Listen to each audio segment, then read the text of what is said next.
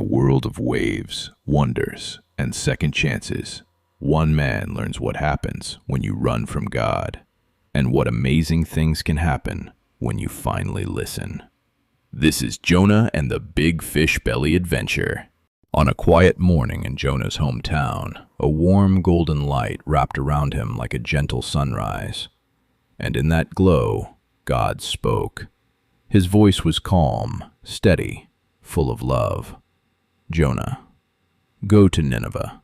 Tell the people to turn back to me. Jonah's eyes widened. Nineveh was big, loud, full of people who didn't listen. Jonah swallowed hard, and a tiny spark of stubbornness flickered in his heart. Instead of obeying, Jonah ran. He dashed through the marketplace, weaving between baskets of figs and startled goats. He clutched his travel bag and whispered, "I'll go anywhere, except Nineveh." Jonah wasn't just running from a city. He was running from God's plan, and from the very message he was meant to share. At the docks, Jonah spotted a ship headed far, far away.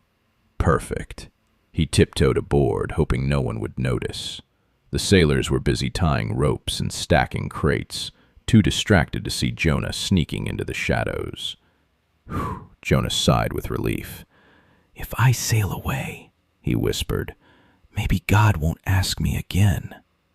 But Jonah didn't understand.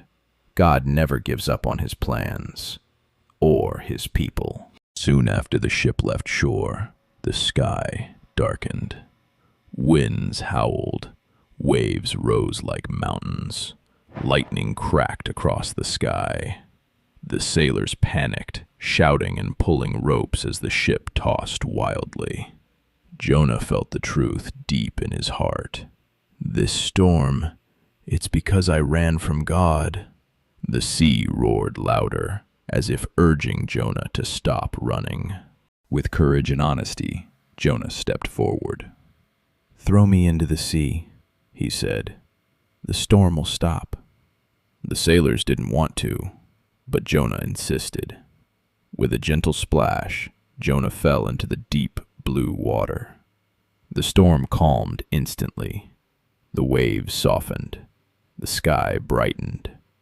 Jonah sank deeper and deeper, wondering if this was the end. From the quiet depths, a giant fish glided toward Jonah, glowing with soft blue light, gentle eyes shining like lanterns. Jonah stared in disbelief. The fish wasn't angry.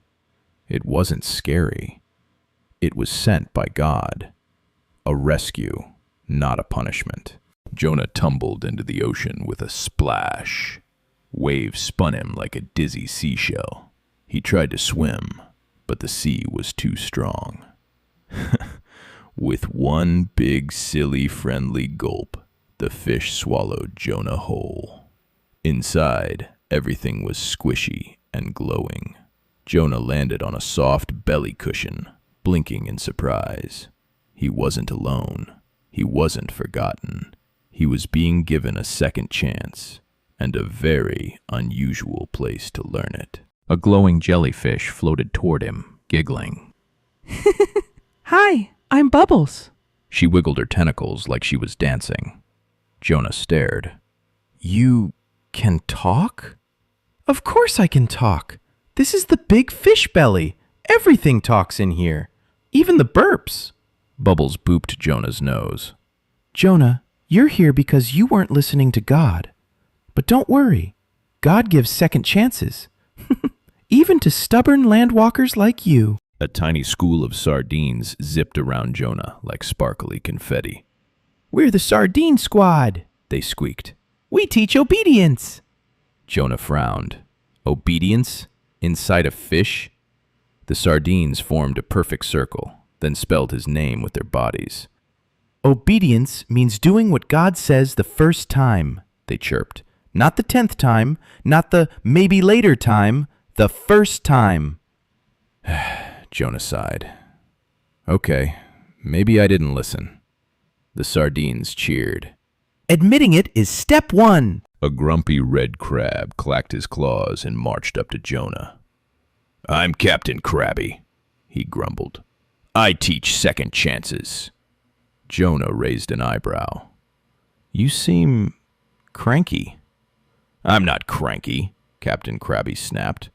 I'm passionate. He tapped Jonah's foot with a claw. Listen, kid. God didn't toss you in here to punish you. He tossed you in here to save you, to give you another chance to do what's right. Jonah nodded slowly. I think I understand. Suddenly, the whole belly lit up with glowing plankton. A group of silly sea creatures, starfish, shrimp, and one very dramatic seahorse, formed a choir. They sang, Listen to God, listen to God. He knows the way you should trod. Jonah covered his ears. Okay, I get it. I need to listen. The choir struck a final pose. The dramatic seahorse fainted. Jonah sat down on a squishy belly cushion. He closed his eyes. God, I'm sorry. I didn't listen. I ran away. But I want to obey you now. Please give me another chance. The belly grew warm. The sea creatures smiled. Bubbles whispered, See? God hears you, even in a fish. The belly rumbled. The sardines squeaked. Captain Krabby saluted. The choir warmed up. Uh-oh, Bubbles said. Hold your nose. Burp! Jonah shot out of the fish like a slippery torpedo and landed on the beach with a plop. He wiped off sea goo and laughed. I'm going to Nineveh, the first time God says so. Jonah looked back at the ocean. He could almost hear the sardine squad cheering, Captain Krabby clacking proudly, Bubbles giggling, and the choir singing off key. Jonah smiled.